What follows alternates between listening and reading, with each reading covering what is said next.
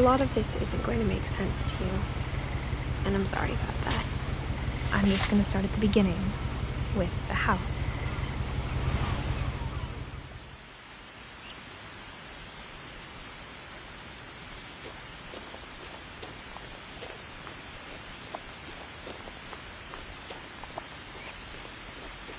I lived here until I was 11, but I wasn't allowed inside half the rooms.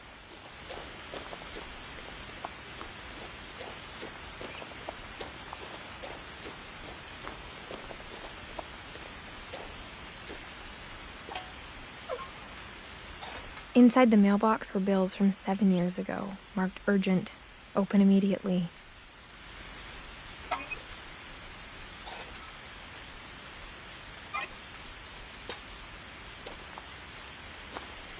I hadn't been back since my brother Lewis's funeral.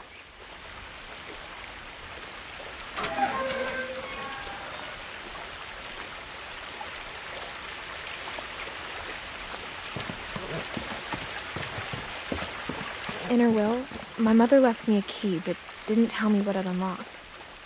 Maybe she thought I'd know, or she thought that the mystery would be enough to bring me back.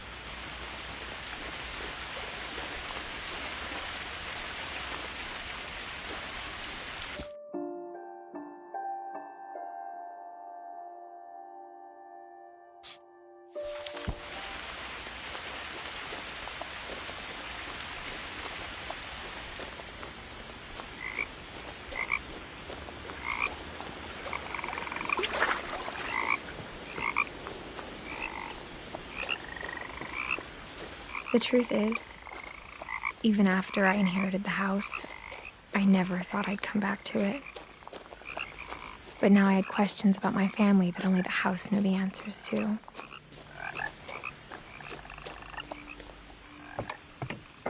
The woods around the house have always been uncomfortably silent, as if they're about to say something but never do.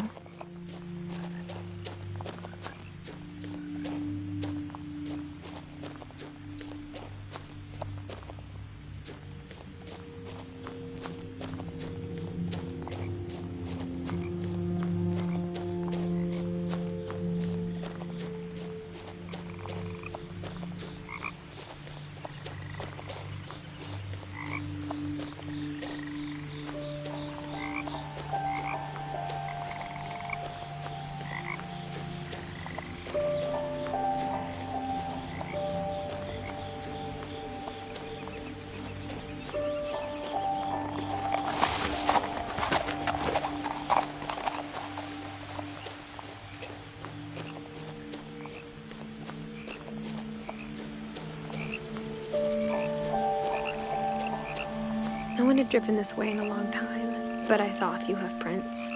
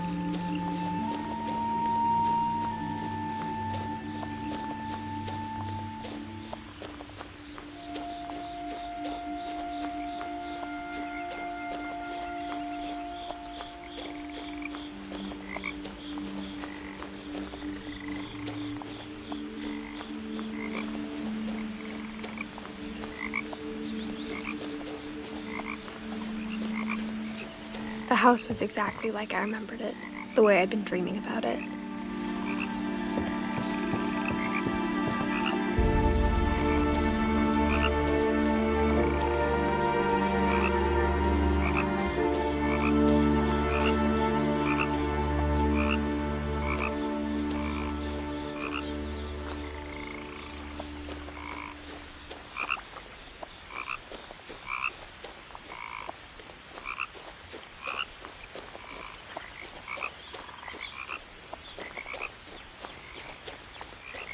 As a child, the house made me uncomfortable in a way I couldn't put into words. Now, as a 17-year-old, I knew exactly what those words were. I was afraid of the house.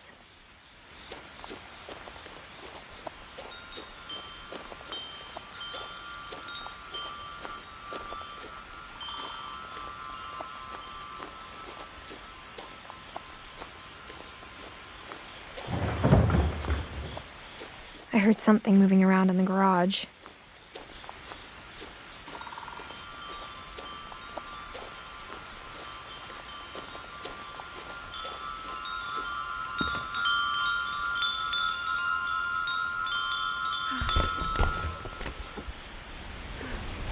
Crawling through the doggy door used to be a lot easier when I was 11.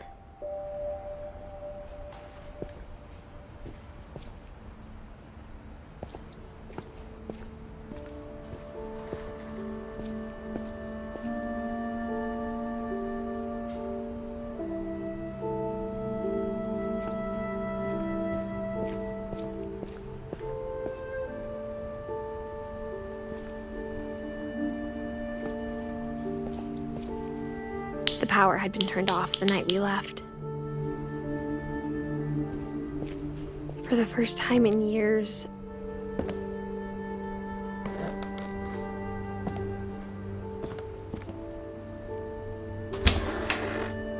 I felt like I was home.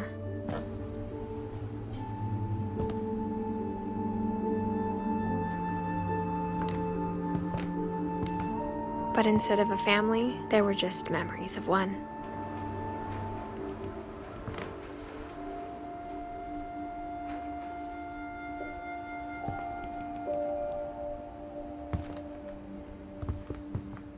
Like how after Lewis started working at the cannery, we all got sick of eating salmon.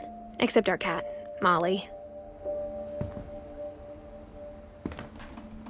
Or how only one restaurant would deliver to our house, so we had Chinese a lot.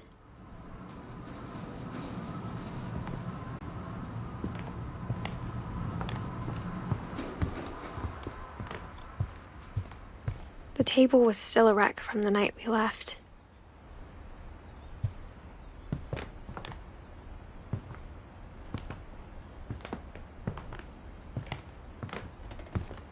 My mom was the only one of us who could imagine Great-Grandma Edie living in a nursing home. It was like a bomb had gone off, killing everyone but sparing the furniture.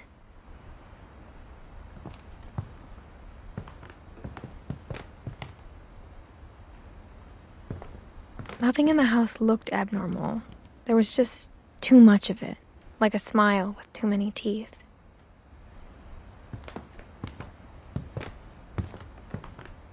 Even the fireplace had a story. Edie told me the bricks came from the original house, after it sank.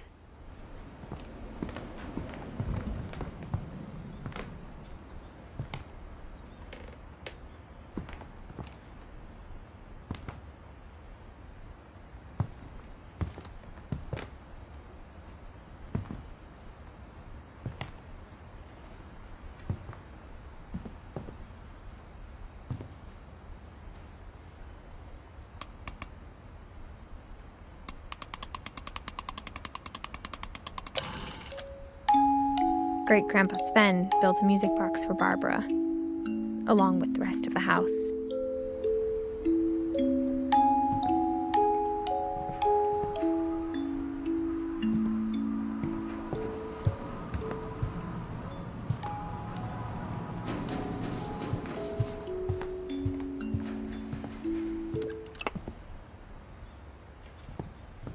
A lot of things got left behind in the whirlwind of that last night.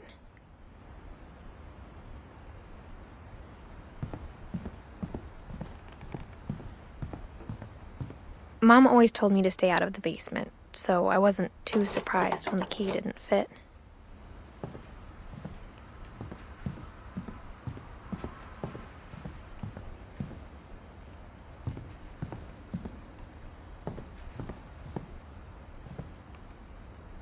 After Milton disappeared, Mom sealed up all the bedrooms.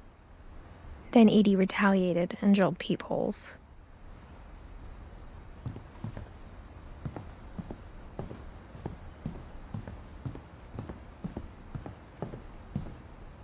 Edie's father, Odin, built the original house.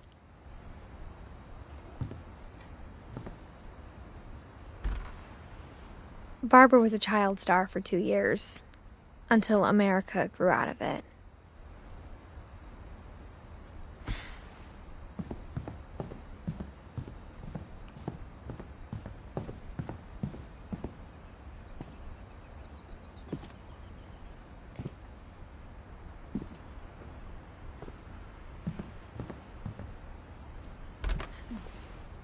Edie told me once that every Finch who ever lived is buried somewhere in the library.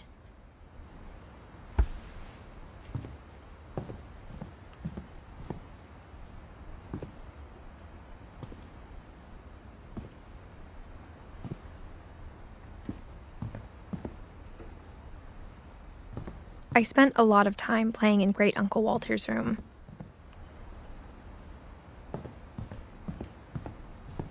Lewis told me there were secret passages, but I never believed him.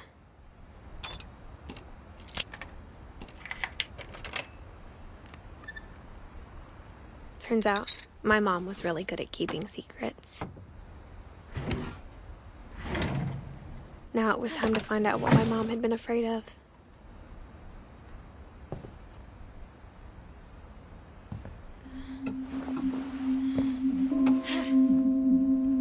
From the paintings on the wall, it was clear my brother Milton had been here before me.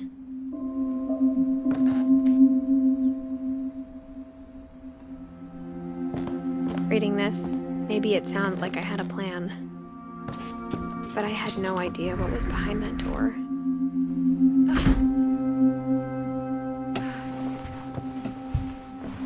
Just like I had no idea where all this was gonna lead.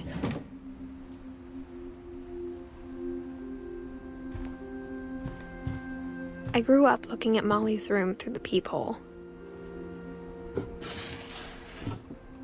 Molly's gerbil had a tiny bedroom with its own even tinier gerbil cage.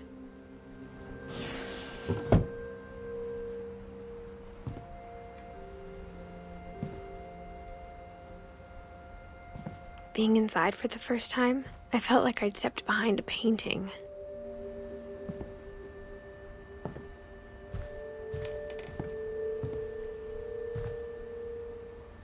I got the sense Edie had spent a lot of time here, before my mom sealed the doors. December 13th, 1947. Dear Diary, I'll be gone soon, but I wanted to tell somebody about what's gonna happen. It started when Mom sent me to bed without dinner.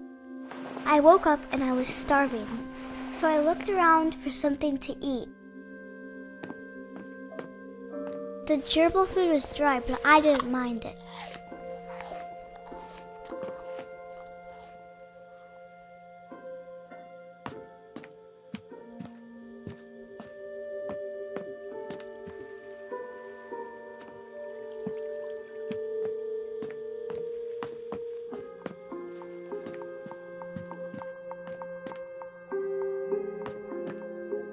My Halloween candy was all gone. Mom, can I come out now? Sweetheart, it's late. Go to sleep.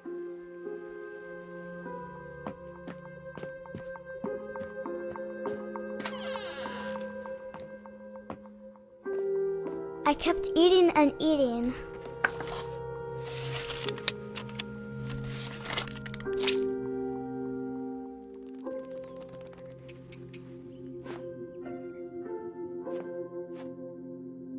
I ate a lot of things that night.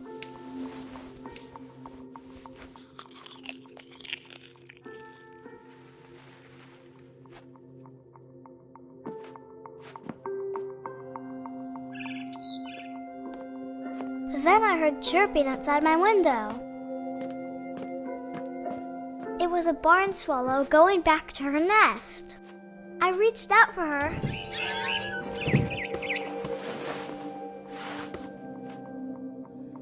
And suddenly, I was a cat.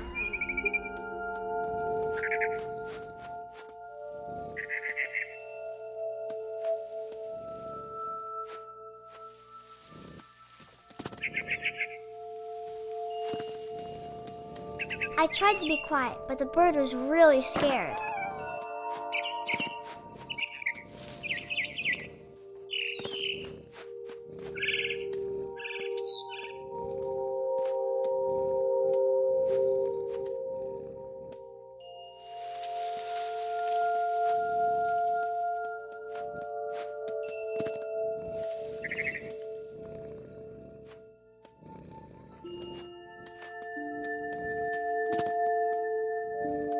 Mom and Dad didn't even look at me.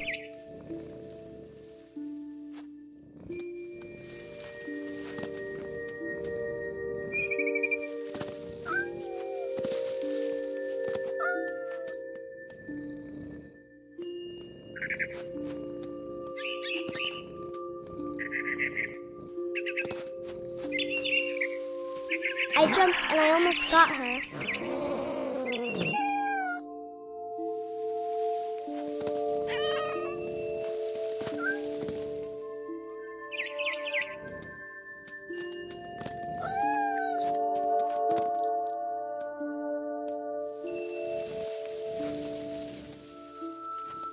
I could tell she was getting really tired.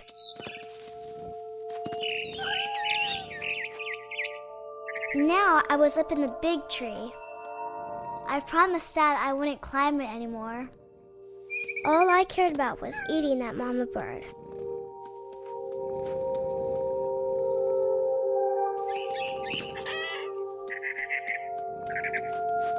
I gobbled her up. And suddenly, I was an owl. First, all I heard was the wind. Then I heard little teeth nibbling in the grass.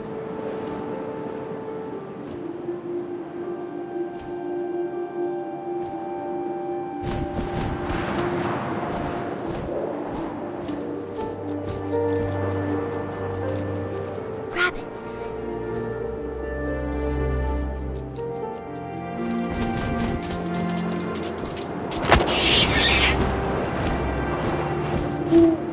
I imagined his face looking up and seeing mine through my talons. I swallowed him up, and I didn't chew one bit. Then I flew off to find something bigger.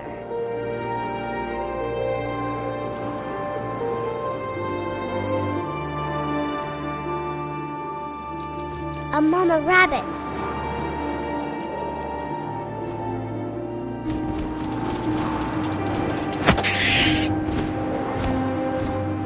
She was almost too big to carry. I started choking, but I couldn't stop eating. And suddenly, I was a shark.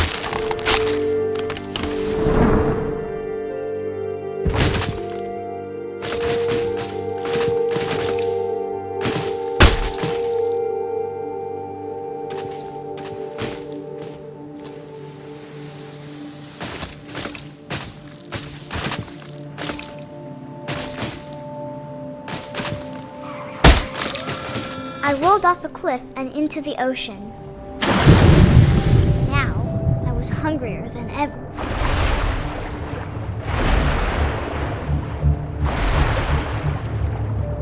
I wanted fat, juicy seals.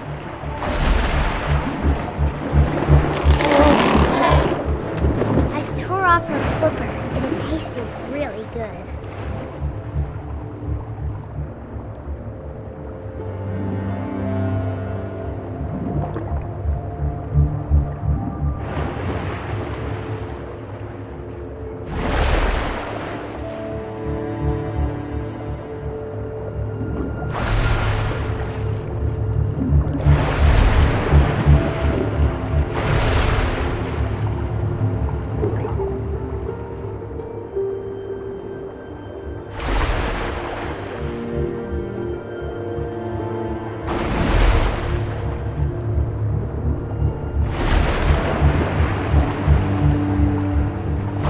Grabbed on tight, but I was so hungry, I jumped out of the water. When I opened my eyes, everything had changed.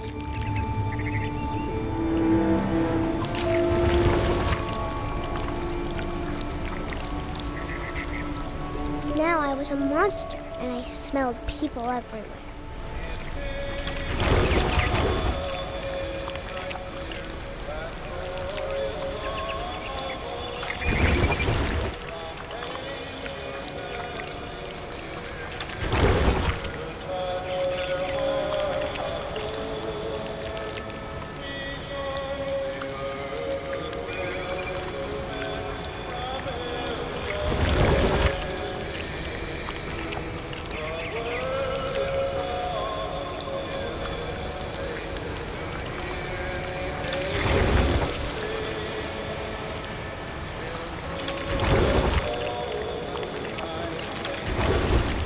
I was big, but I moved real quiet.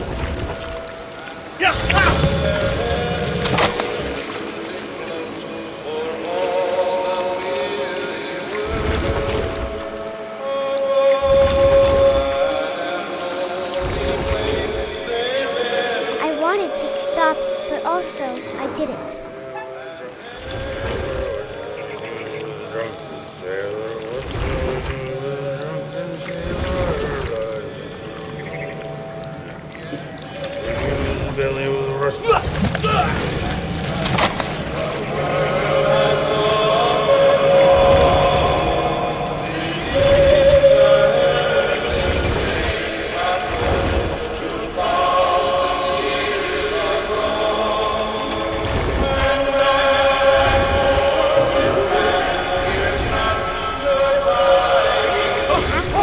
Passenger, I was still hungry. And across the water, I smelled something new. Something I had to have, so I swam towards it.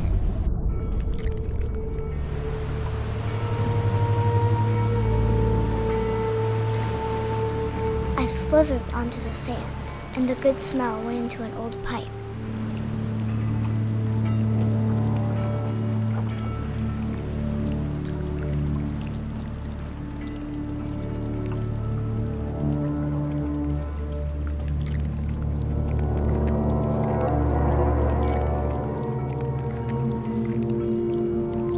I got closer and closer.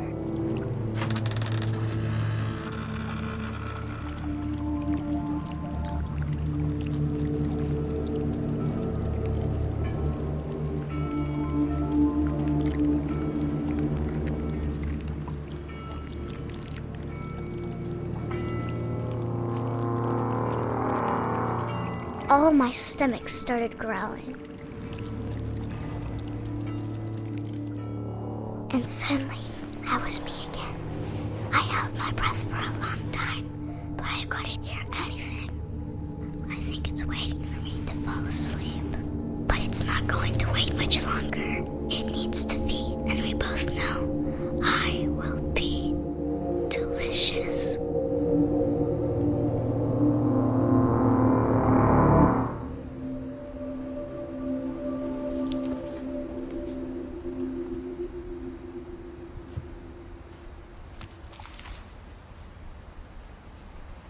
I'm not sure if I believed all of that, but I'm sure Edie would have.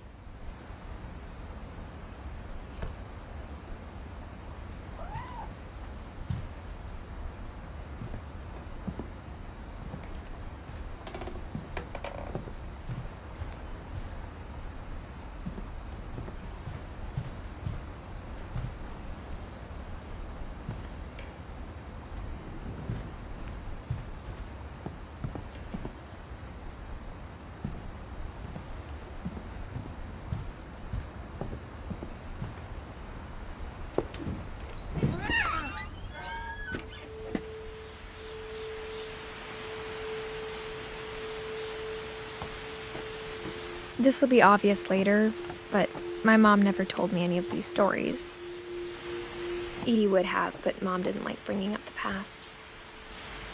Though, when we adopted a stray kitten, she was the one who named it Molly.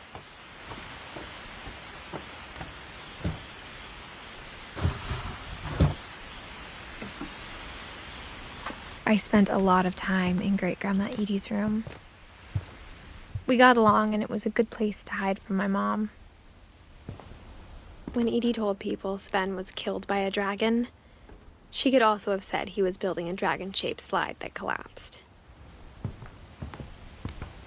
One summer, they evacuated the island, but Edie refused to go. For a few weeks, she was a celebrity. I hadn't thought of myself as Edith Jr. for a long, long time. Edie gave a big interview about a mole man living under the Finch house. My mom was furious.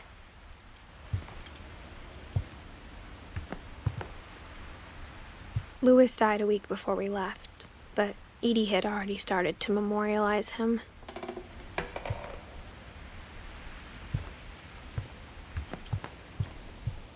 Even in her 90s, sometimes Edie seemed a lot younger than my mother.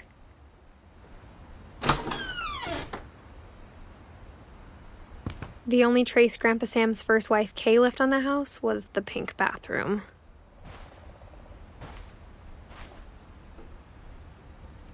It was a pretty big trace.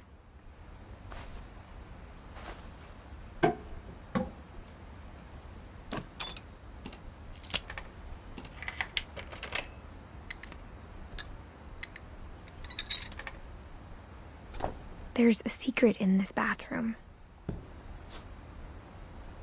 It's in the last place you would look. It isn't in the cupboard.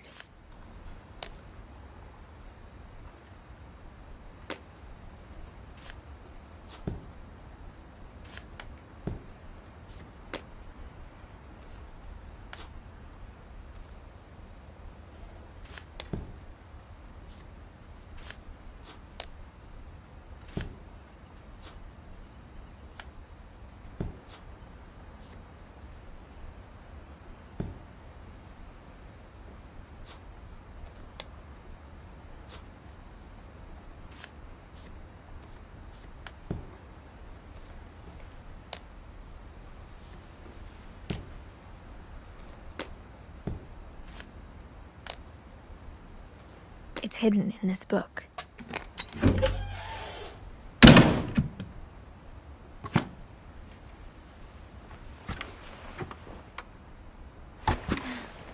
Sven gave Sam an old camera he'd refurbished.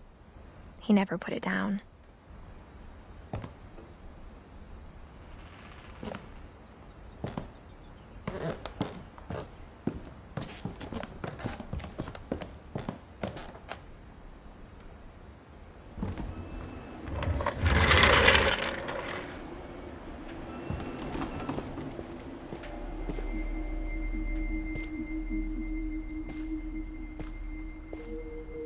I knew Grandpa Sam had a twin.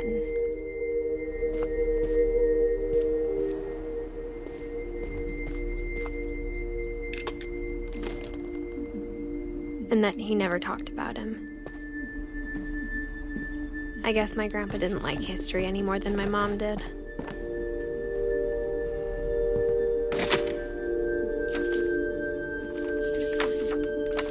How I Want to Remember My Brother by Sam Finch. The thing I remember is that when he made up his mind, that was it.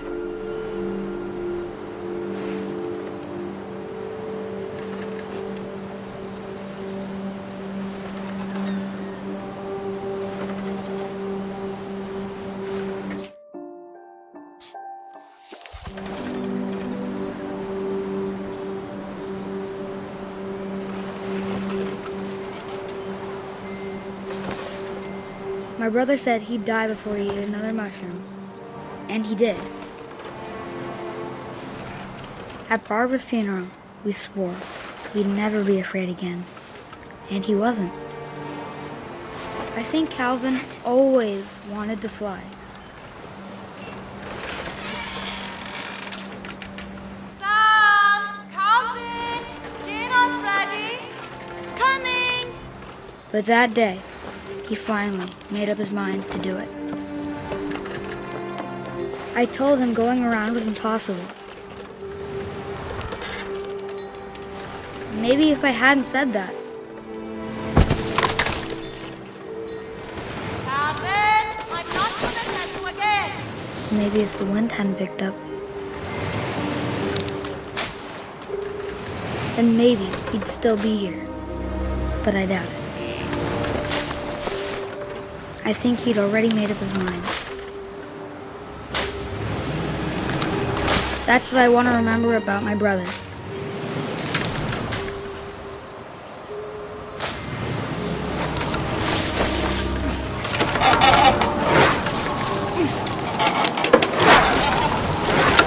The day he made up his mind to fly. And he did.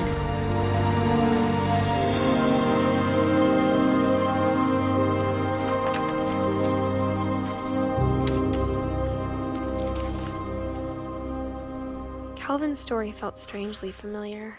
When I was younger, I remember trying to do the exact same thing.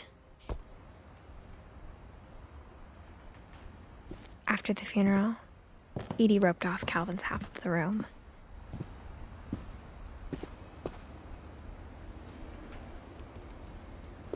Mom said Grandpa Sam enlisted at 18 and never set foot in the room again.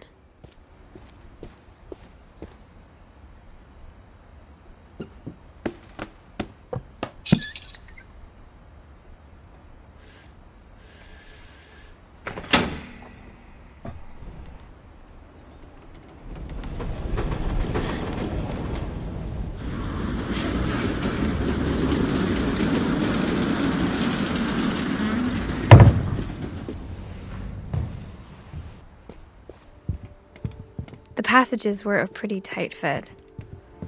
They'd obviously been built for smaller hands and bellies.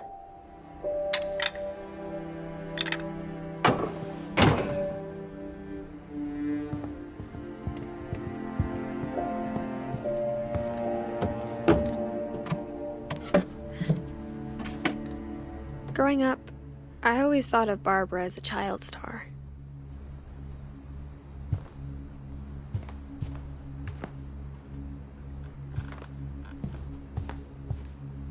I never thought about how hard it must have been for her afterwards.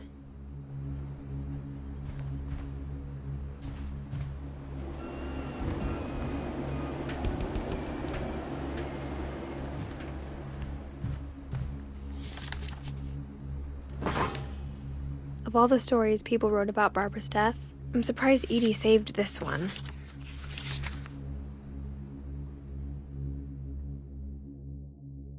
Old Jack here with another ghastly tale inspired by America's most unfortunate family. I'm calling it The Surprise Ending of Barbara Finch. As a child star, Barbara was famous for her scream. Now at 16, she was all washed up. A has-been. But in a lucky break, she'd been asked to perform her signature scream at a local convention for monster movie fans. It was just the boost her career needed. Unfortunately, her scream hadn't aged well. Getting better. I think you just need the right motivation. Her biggest fan and current boyfriend, Rick, was about to demonstrate when... Now that was a great scream. It was Barbara's father, Sven. He'd slipped into a table saw and had to be rushed to the emergency room. So Barbara got stuck babysitting her youngest brother, Walter. Her convention comeback was cancelled. Okay, I'm hearing frustration, but I'm not hearing terror. What if I tried... A gang of hoodlums in Halloween masks have been terrorizing Orcas Island tonight. Police are urging residents to... That came from the basement. You're right! Also, I loved your delivery on that. Why is your basement door locked? Because my dad likes making puzzles and secret passages.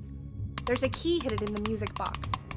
The secret is to keep winding and winding until finally the key pops out. Thanks, babe. I'll be back in a sec. 20 minutes later, Rick hadn't returned. So Barbara went to look for him, right on cue. She reached for the music box.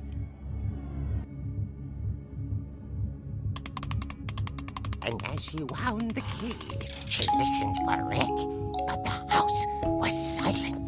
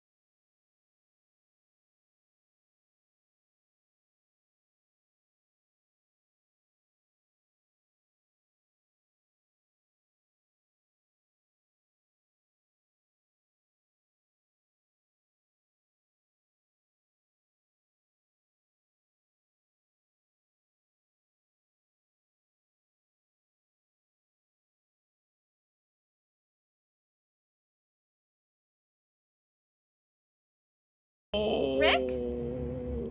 Barb, relax. I was just trying to scare you to help you find your scream. Well, I'm not scared, Rick. I'm furious. Then act furious. All I'm getting from you now is that you're hurt and confused and She threw him out, but she kept a little something to remember him by. Barb, have you seen my other crutch? And she was still holding it when she fell asleep watching the late picture show. Hours later... Barbara! Walter, what's going on up there? Ah! Okay, I'm coming up, but if this is a trick, you're dead, Walter.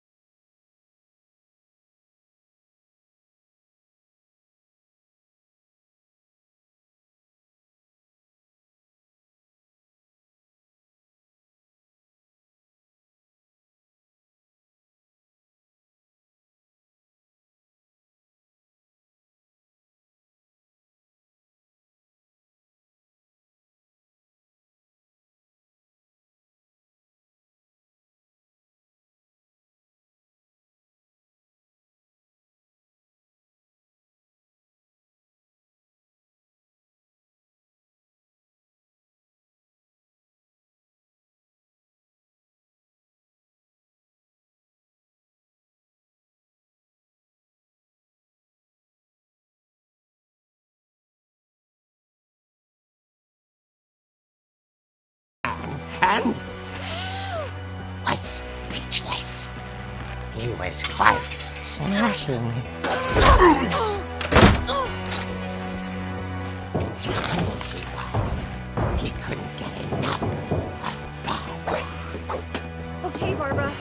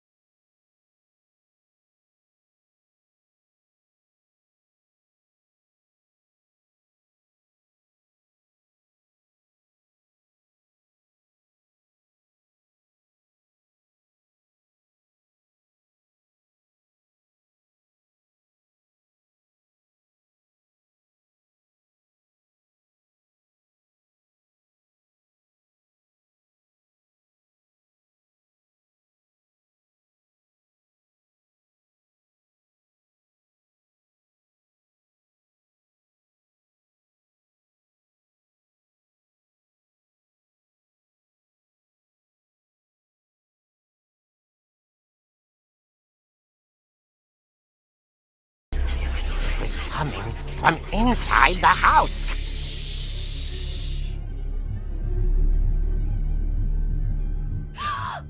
dear.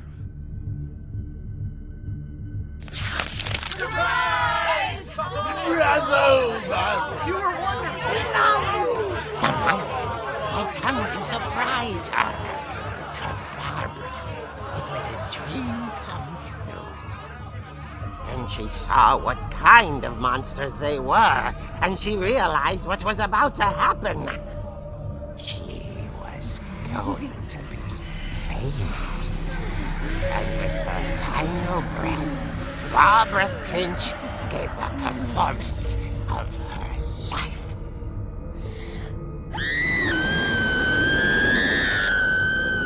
I wasn't there myself, but I hear Barbara was magnificent. Poor girl. She had a taste for stardom. But unfortunately, so did her fans. Of course, the police blamed it all on poor Rick, who disappeared the same night. And little Walter? Hiding under his bed the whole time. He took it all pretty hard, but that's another story. As for Barbara, tucked inside the music box is all they ever found of her. Her ear. Now that's what I call a real eerie tale.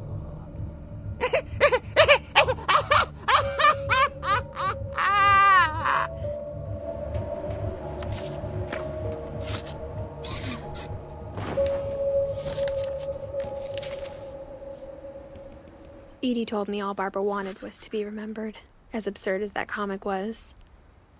Maybe what Edie saw was a happy ending.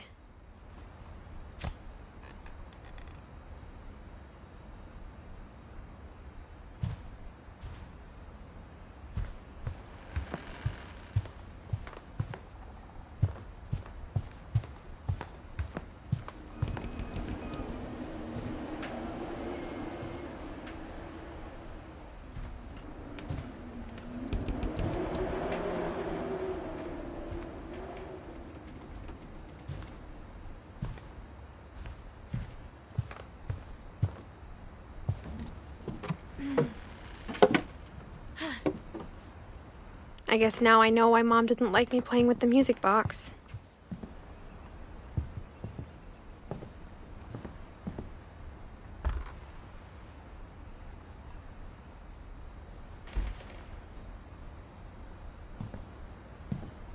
Whenever people ask me about my family, the first thing they always want to know about is Barbara.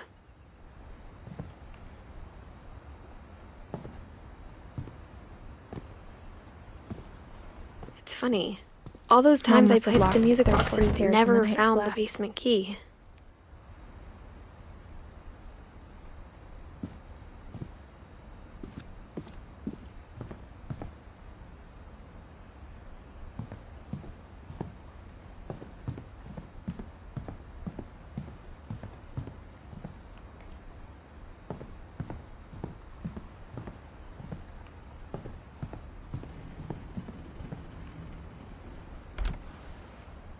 Molly always seemed like a girl I could imagine being friends with, if she hadn't died in 1947.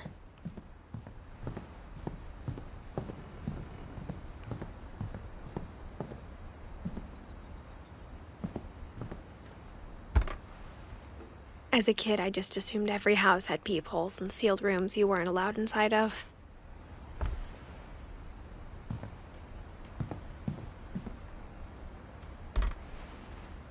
The last time I was in Edith Sr.'s room, I was 10 and she was painting my portrait.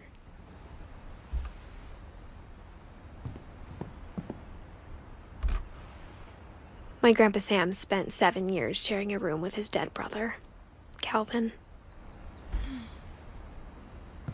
I wonder if that comic was right about there being a key inside the music box near the basement.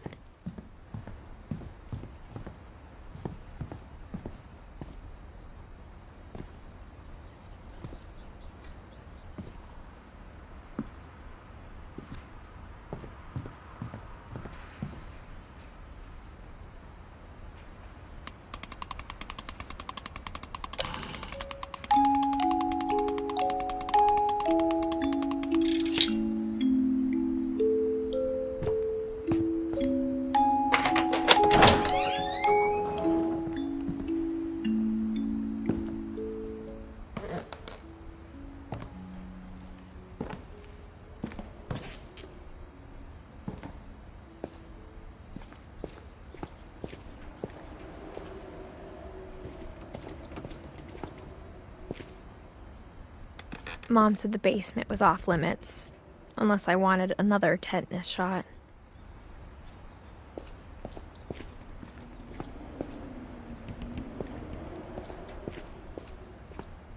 I saw Edie sneak down to the basement once, carrying packages. I thought maybe she was hiding presents.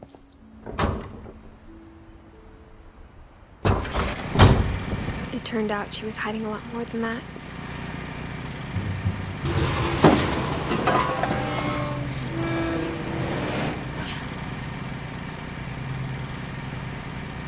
I remember asking Mom once about where Walter had gone. She said after Barbara died, he got as far away as he could. If there's a pattern in all these stories, I think it's that none of us has gotten very far.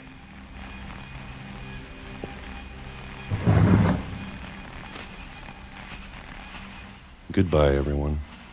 I can't believe I've been down here for 30 years. On that first day, after the shaking started, I didn't think I'd survive the week.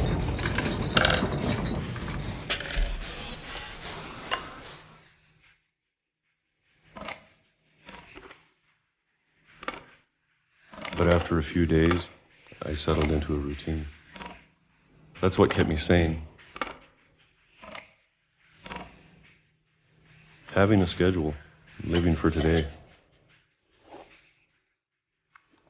I always expected to be dead tomorrow. But if you wait long enough, you get used to anything.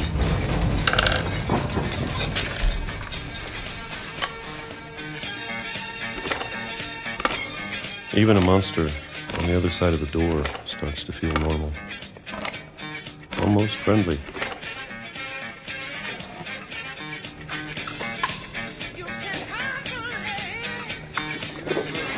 And then one day, everything just stopped.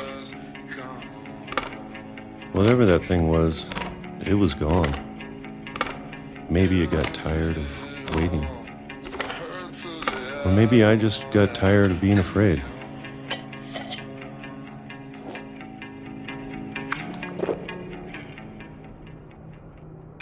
It's been a week now, the longest in 30 years. I'm done waiting. I have to leave while I still can.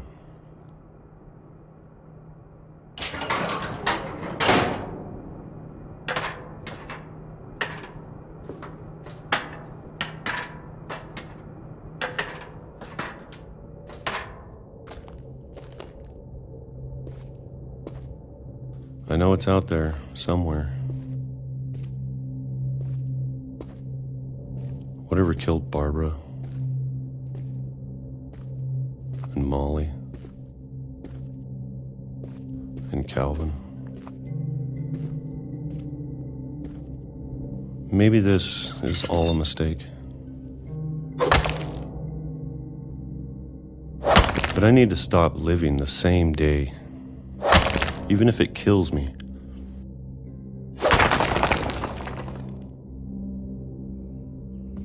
Whatever's out there, I want you to know I'm ready for it. I'm going to appreciate all of it, especially the food. I don't mind if I only have a year left,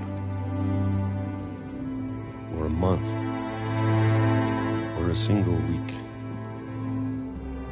I'd be happy with one more day. I can already imagine the sun on my face.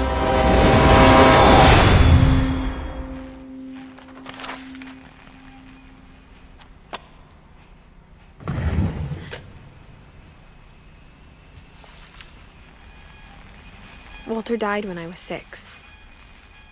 I can't believe my mom never told me he was down here. I'm sure my mom was trying to protect me.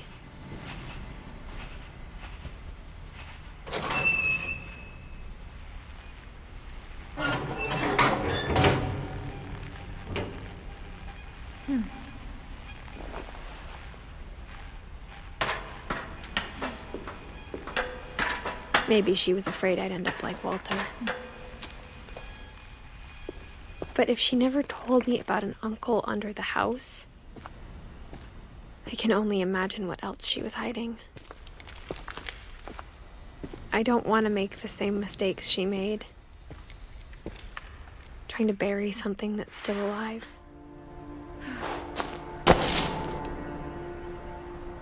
Now that there's only one of us left, or maybe two,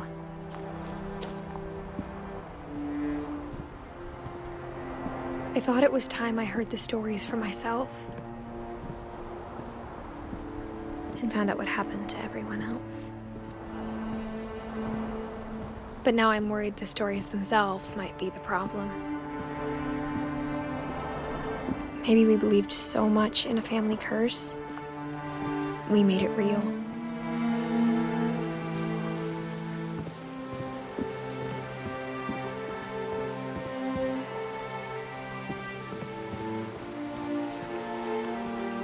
I don't know if I should even be writing this.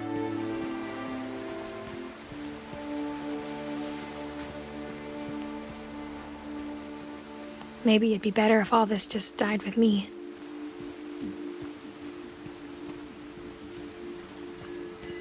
But I thought you should know about your family.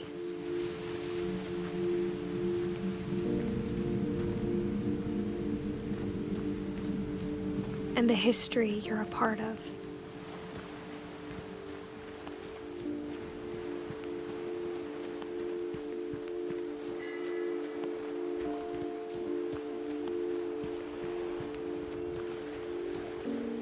Though to be honest, I feel as lost as you probably do right now. I think the people in these stories believed them, for what that's worth.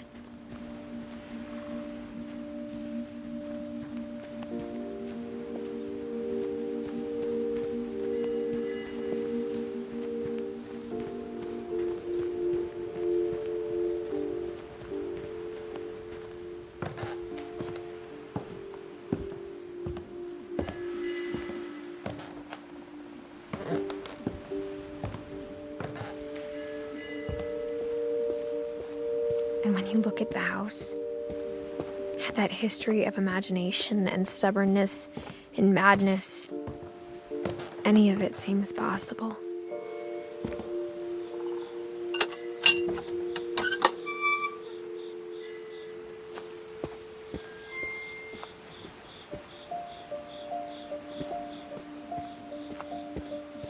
I think we've been surrounded by death for so long, we've just gotten used to it.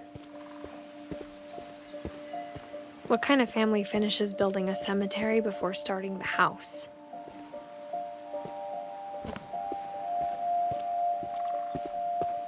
It's embarrassing for me to admit this, but the pet cemetery made me more uncomfortable than the human one. 3 of the gerbils are mine, and 2 had been my fault.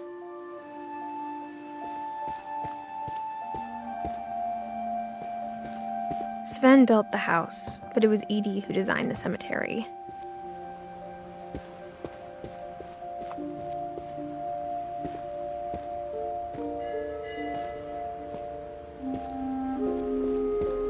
I'm sure Odin's monument had been Edith's idea. My mom was always trying to move on, but for Edith, the past never went away.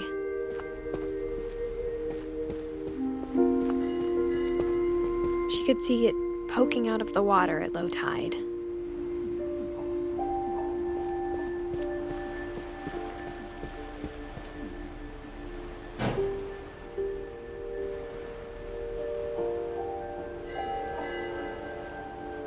Edie said she dreamed about the old house every night.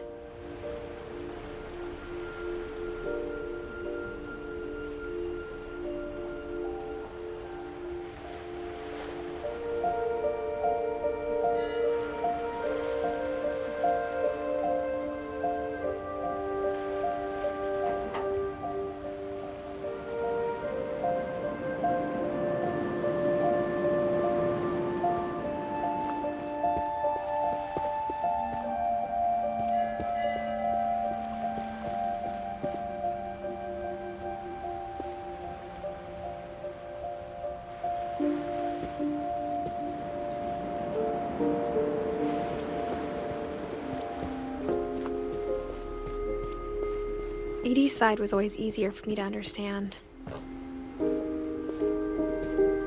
But the older I get, the more I can see where my mom was coming from.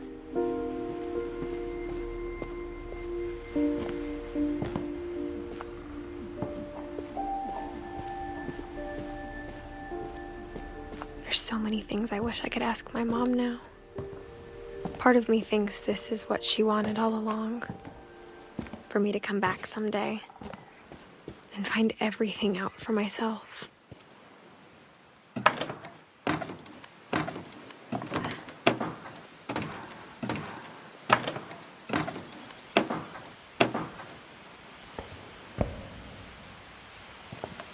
But looking back on it now,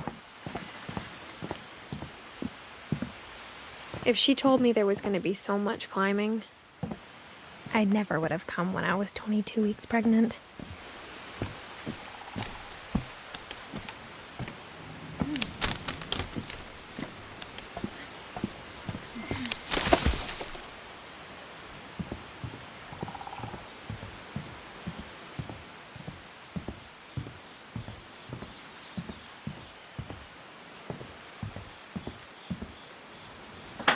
I never met Grandpa Sam, but I think he and my mom had a lot in common.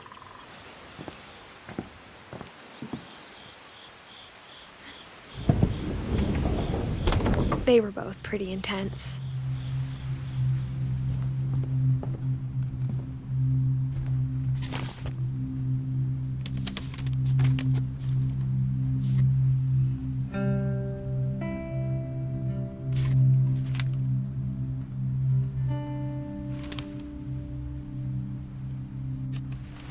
Dawn, I promise, you'll never forget this weekend.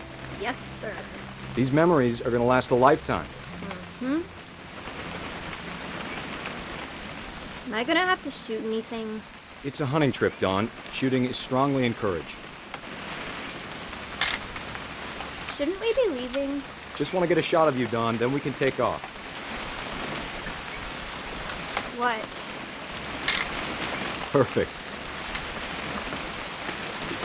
It's gonna rain the whole weekend, isn't it? Please just take the damn picture. Hey, language. Did you want to get a picture of me or what? I will never forget this weekend, Dad. That's the spirit. Smile, Dawn. Okay, got it. I'm gonna take some pictures, okay? Just be careful. That camera's older than you are.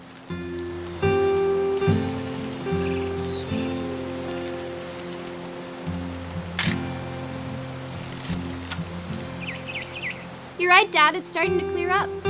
Still freezing, though.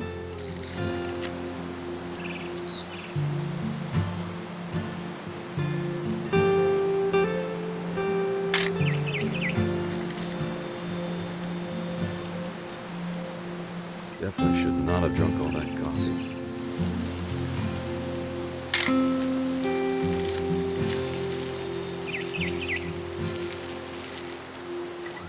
Nothing quite like being outside. Hold still while I take a picture of you. I definitely... Hey! That's a keeper. Oop. A little more gas in the tank, I guess. I'm just saying, I'm not always gonna be here, Dawn. You'll need to remember this stuff, if you want to survive. I'll be fine, Dad. You know who else thought he was gonna be fine? Some guy who died. Dawn, I'm being serious. I know, Dad. You're always serious. Doesn't being out here make you want to chill out? Well, to tell you the truth, I haven't been out here in 20 years.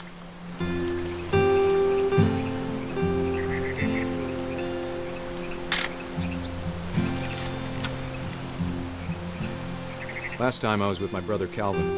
Man, that was a great trip. Your grandpa Sven taught us how to fish, how to build a fire. We found an old logging trail with deer everywhere. I bet if I could remember where that trail was, we'd spot a buck for you in no time. Give me a minute to check the map.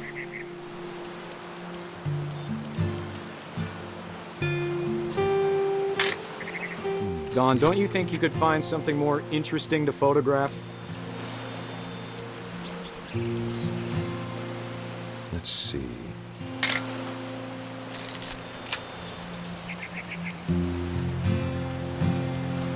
Maybe.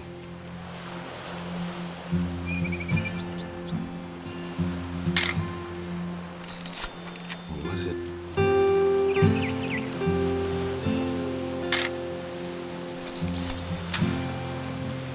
Could have been.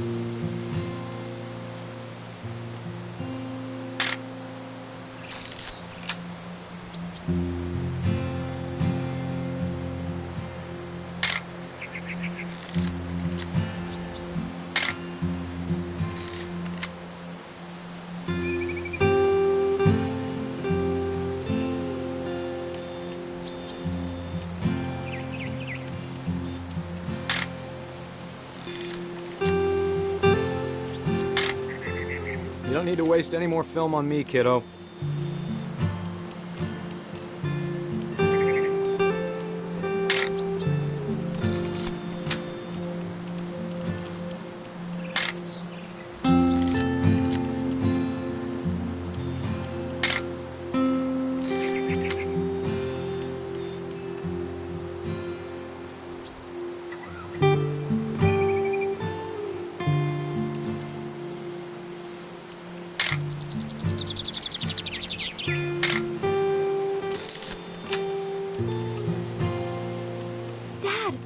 Good eyes, Dawn.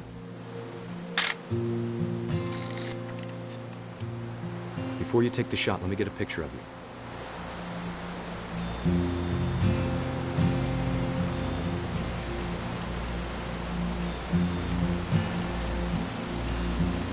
Dad, I... Just breathe. Turn up. Let me get behind you. Do I have to do this? Dawn, you don't have to do anything. Great shot, Dawn!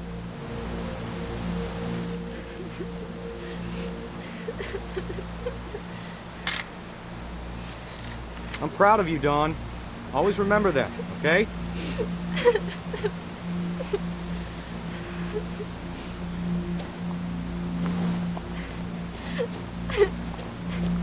Sorry, Dawn, just gotta reset the timer.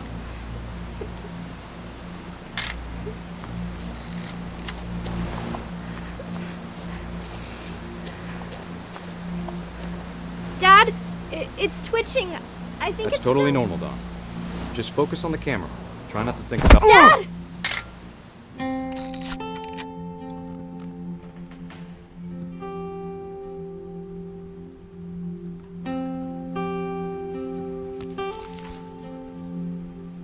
Of all these stories, that's the one I wish most that my mom had told me.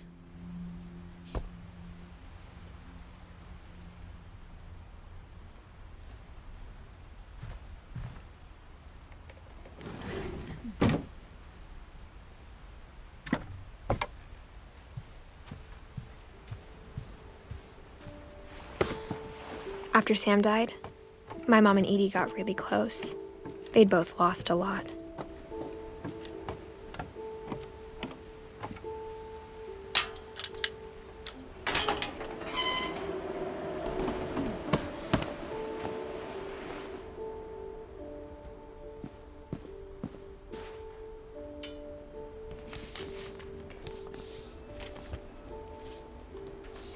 Dear Kay, do you remember the way Gregory used to laugh when he thought he was alone? Something funny was happening, but only he could see it.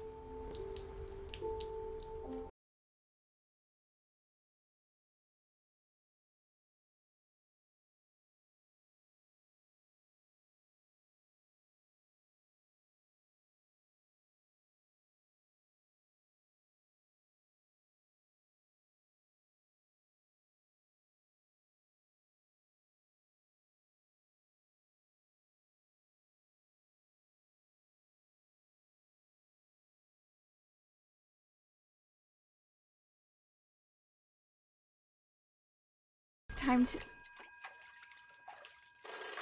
Hold on, sweetie. Hello? Sam,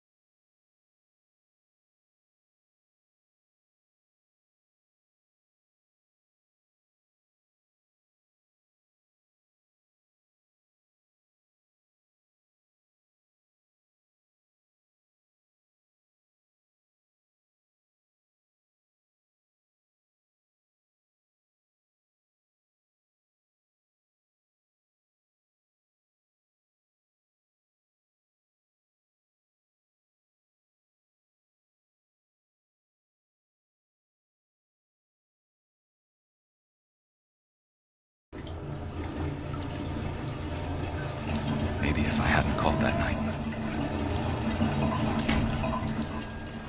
damn it. Hold on, I don't want Gregory to hear this.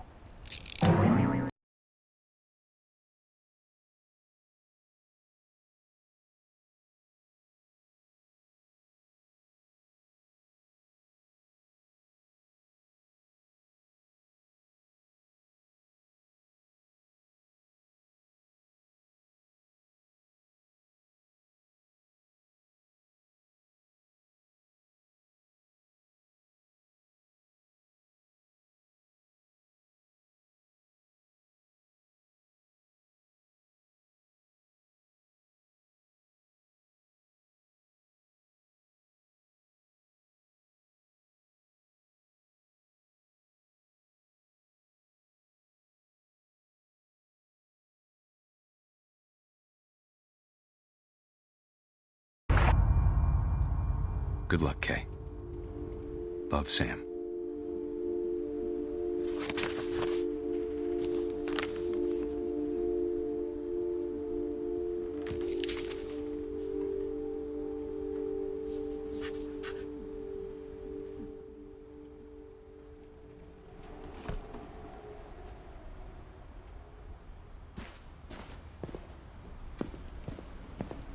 I can't imagine my mom ever writing poetry, and yet...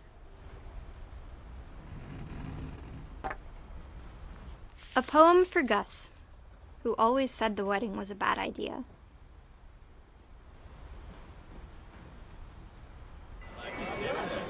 Our father never hit us kids, at least not very hard, before the day my brother said with teenage disregard that he'd be dead before he'd see a wedding in our yard.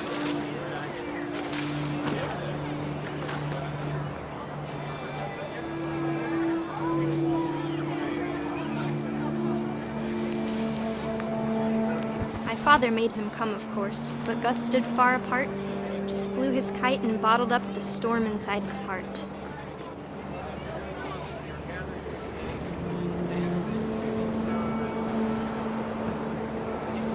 I tried to talk him out of it, but though he'd never met her, "We don't need a stepmom," were the words that I now pronounce you husband and wife. You may kiss the bride.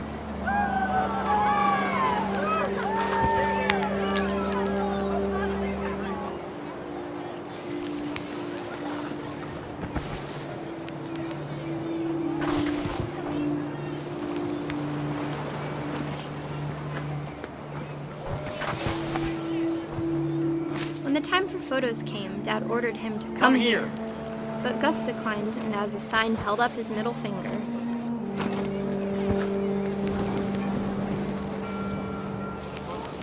The wind picked up, and panicked geese appeared and quickly went.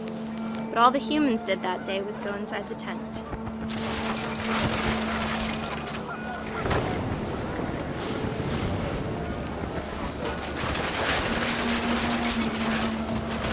The rain came down in buckets then, but no one seemed afraid that nature might destroy the tent our dad had crudely made. The thunder sounded much too close and full of angry power. But all my father said to this was, "Make the music louder."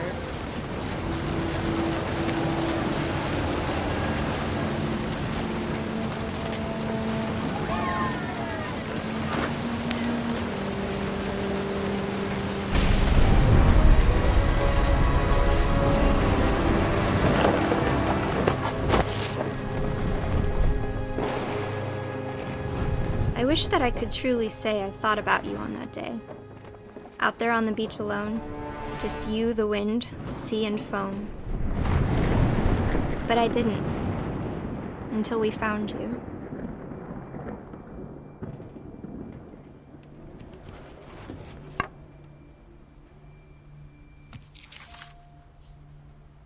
She never talked about him, but Mom told me once if I was a boy, they were going to name me Gus.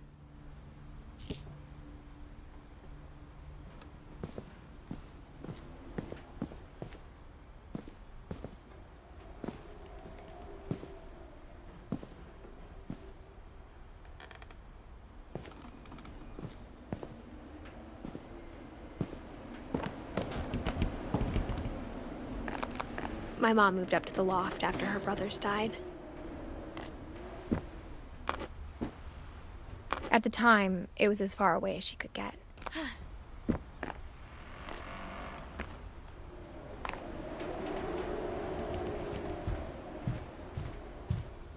She spent a summer building houses in Calcutta, where she met my dad, Sanjay.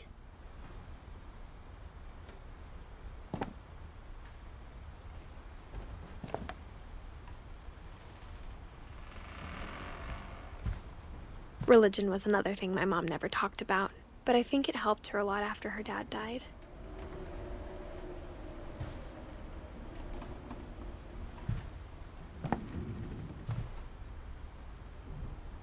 My mom moved to India a week after graduation and got a job teaching English. Louis was born a year later.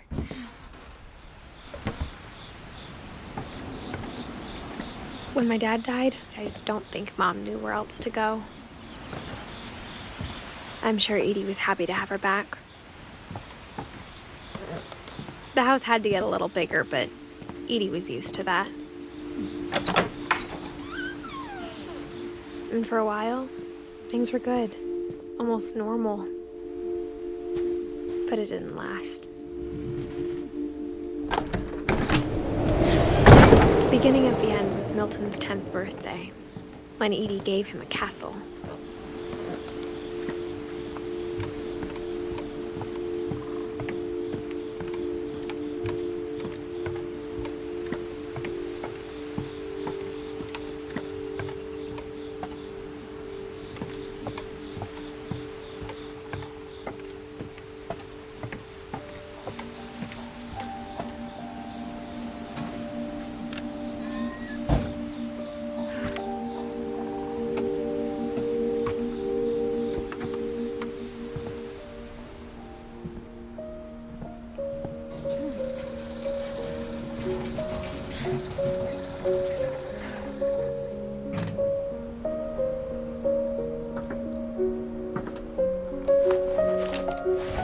Milton Finch in The Magic Paintbrush.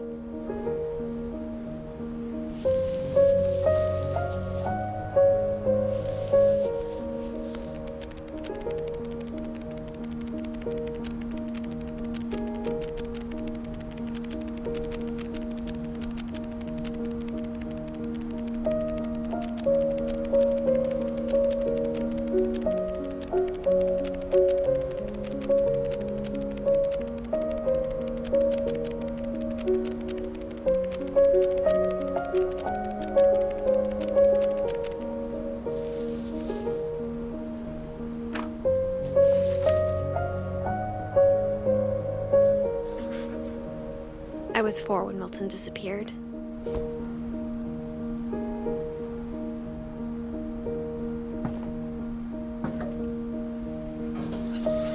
Mom spent months searching for my brother. Then she sealed the doors.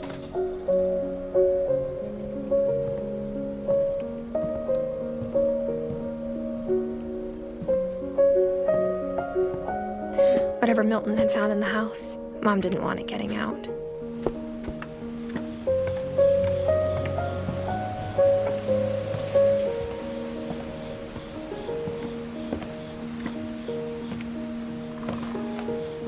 Mom definitely blamed Edie, but I think Louis blamed himself.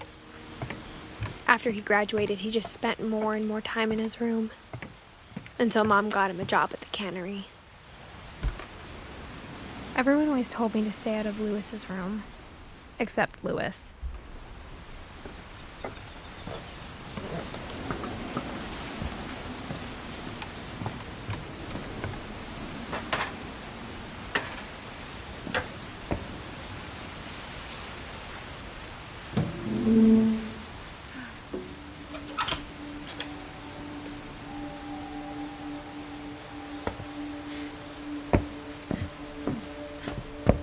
Louis's room smelled very, very familiar. That part of him lived on. Louis and I spent a lot of time playing games together, but he was surprisingly bad at them. He died a lot.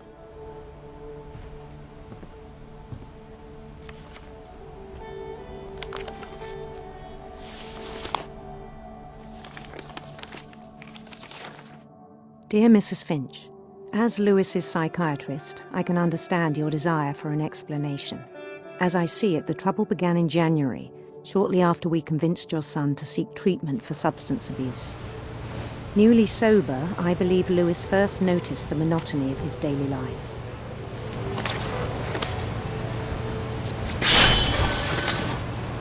He kept working at the cannery, but he withdrew part of himself. In our sessions, I saw the same behavior. His mind began to wander.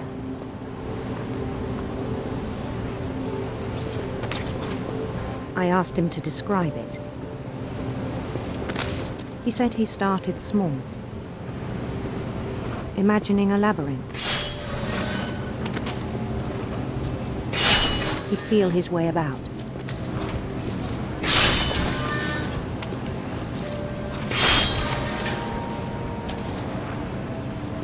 Then something moved. Bats. And toads.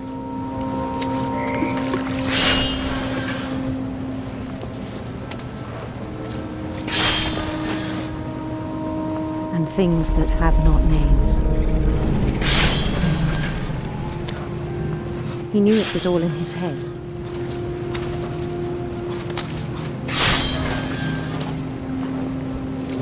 But he took it very seriously. I had hoped he'd find himself.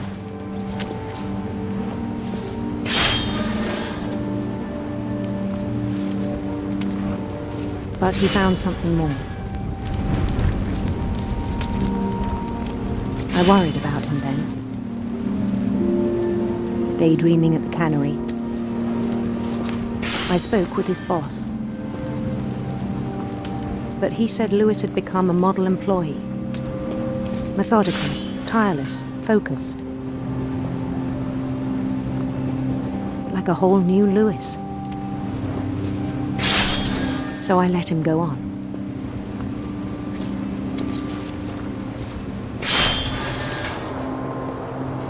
I even encouraged him.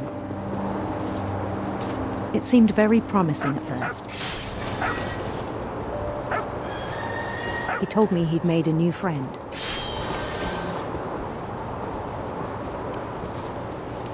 On the edge of a city he named Louis Topia. He built the city up slowly, brick by brick. Then he made musicians.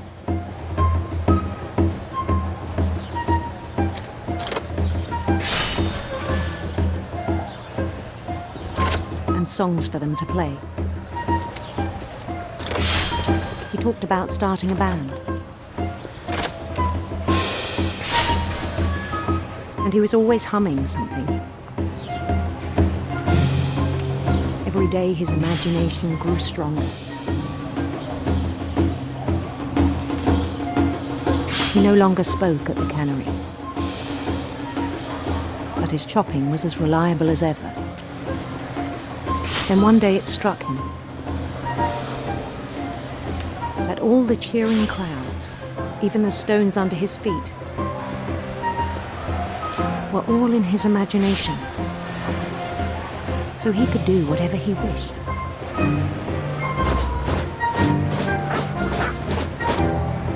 He held an election for mayor, and he won. They begged him to stay, but his mind was already wandering.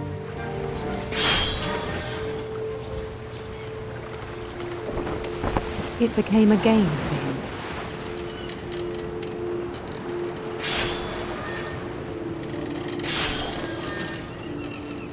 He'd conquer a city, then immediately push on.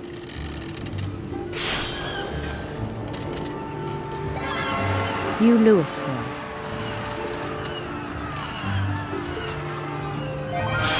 St. Louis. He started drifting away from our reality.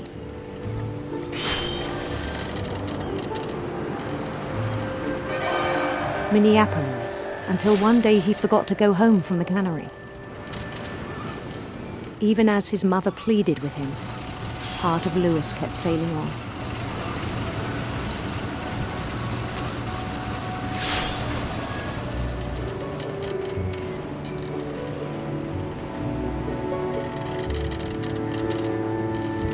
In Louisburg, he heard rumors of a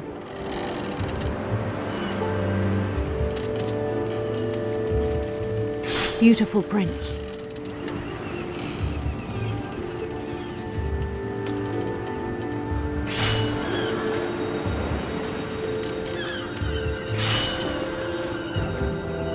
The prince was on his own quest for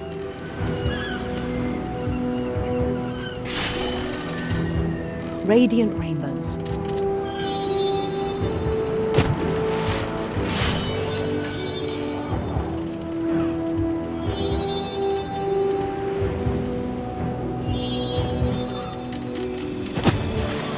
He followed the sound of his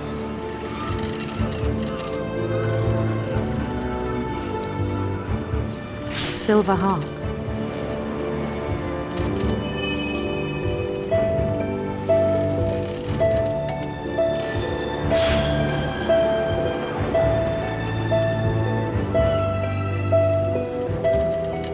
His chase led him to a golden palace east of the sun and west of the moon. Even then, his logic remained sound. He knew the world was all in his imagination.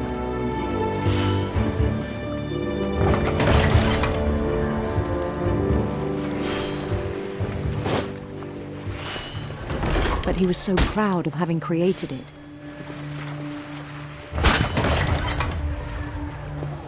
In his own eyes, he'd become something greater than a king.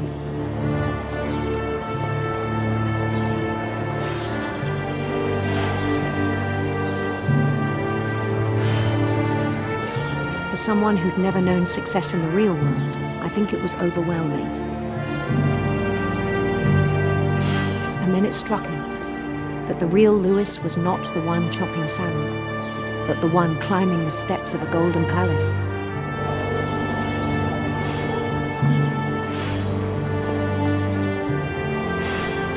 My imagination is as real as my body, he told me. It was hard to argue with him.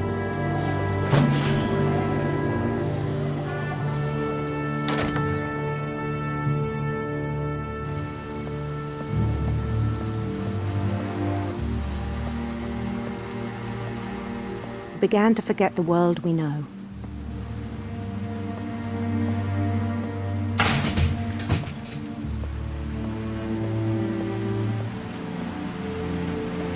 I think it pained him to remember Louis, cannery worker.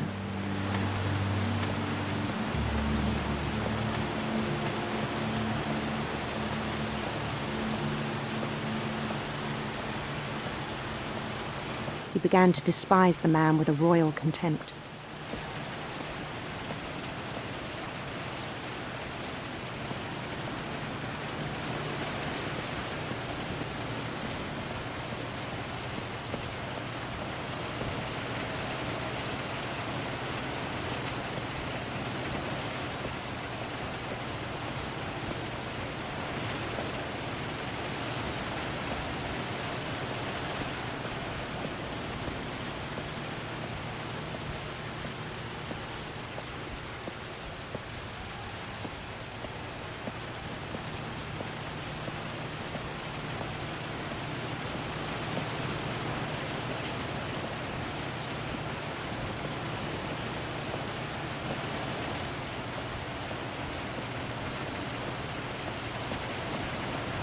I still thought I could save him. Even after he said he was being crowned king over all the lands of wonder. The palace would be packed with his companions.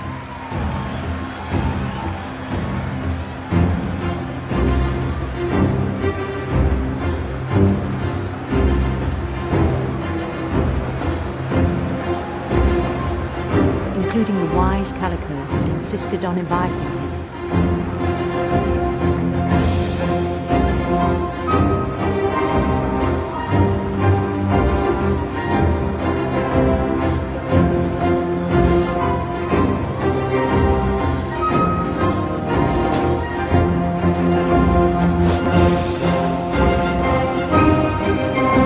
His prince waited, holding his crown.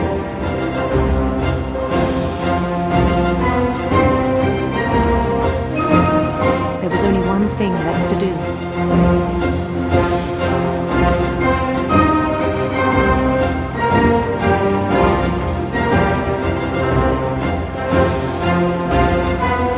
Bend down his head.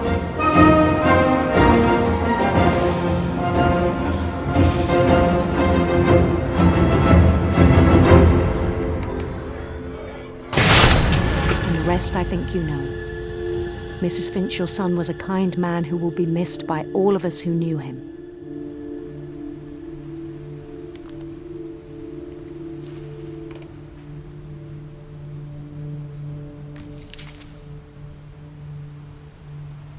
My brother was really cool. I wish you could have met him.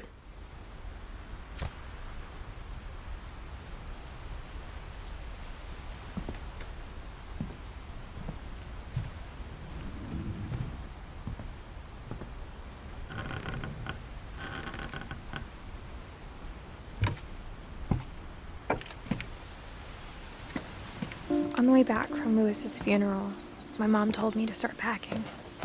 She waited until the day before we left to tell Edie. I'm not sure if she wanted to make it easier or harder.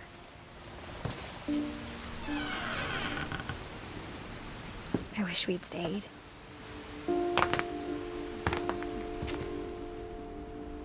But I understand why we left.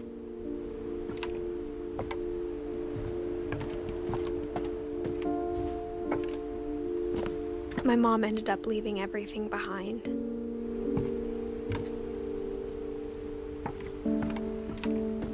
What happened that night had been coming for a long time. Maybe it should have come sooner.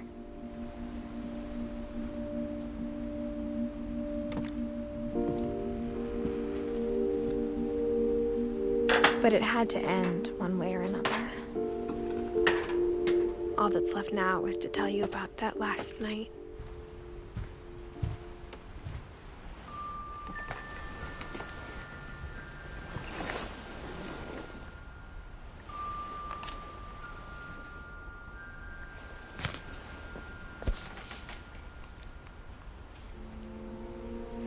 That whole last day, Edie just watched us pack and didn't say a word.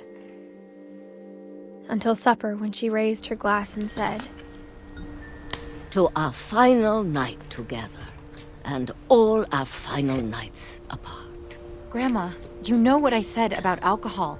Some of your medications are very Edith, specific. I left a present for you in the hallway. Why don't you go open it? The grown-ups have to argue now. I'm sorry, you're right. We're all leaving tomorrow. Let's just enjoy our last... I'm not leaving. Edith, you're excused.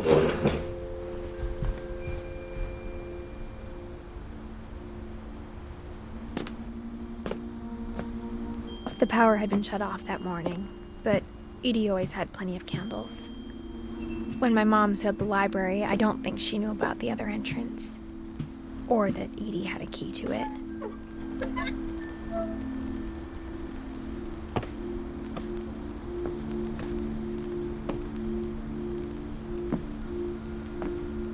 That thing you're afraid of isn't going to end when you leave the house. Edith has a right to know these stories. My children are dead because of your stories. I think it's best if Edith and I leave tonight. We'll have the nursing home send a van for you in the morning. Okay? Dear Edith, there's so many stories I wish I could tell you, but there's only time for one. This is about what happened on the night you were born. That night, the tide went way, way out. It was the first and last time I ever saw the old house aground. There'd been an earthquake out in the middle of the ocean. They called it the lowest tide in 1,000 years. God, it smelled awful. You know, I've seen that house every day of my life. But I never thought I'd go back to it. When the fog rolled in, I lost my way.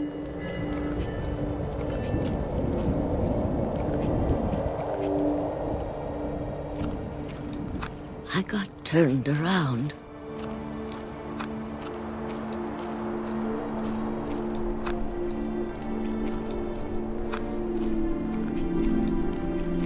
For a while, I wandered. I started seeing things.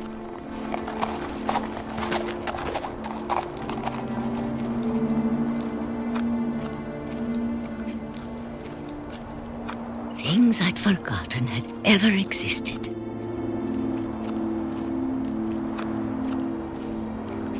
But when I saw them, they felt like old friends. That night, a lot of things came back to me.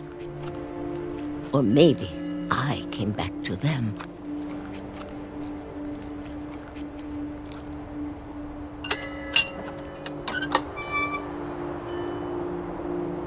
Things I can't explain, but that I need you to try and... Edith, what are you doing in here? It's mine. Edith! Mom, you're gonna rip it! Let go! I kicked and screamed, but Mom dragged me to the car. I never saw Great-Grandma Edie again. The next morning, the van came to pick her up, but she was already gone. After that, we moved around a lot.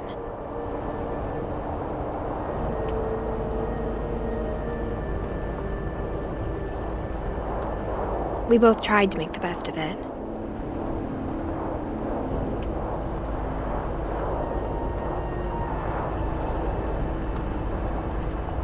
A few years went by.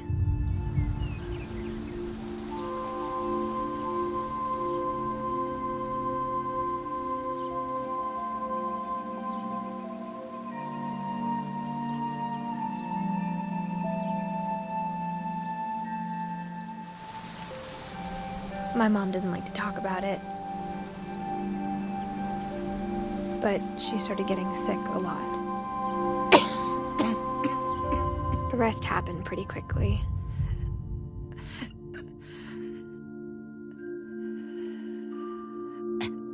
She got better for a while, and then she didn't.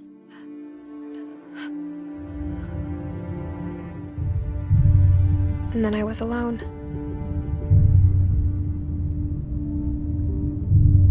The last Finch left alive.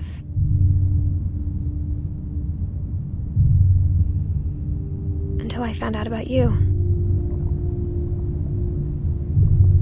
I'm still not sure what to tell you about all this. If we lived forever, maybe we'd have time to understand things. But as it is, I think the best we can do is try to open our eyes. And appreciate how strange and brief all of this is. This journal was supposed to be for you. But now I hope you'll never see it. I just want to meet you and tell you all these stories myself. But I guess if you're reading this now, things didn't work out that way.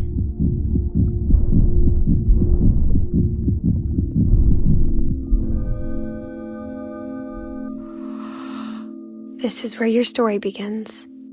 I'm sorry I won't be there to see it.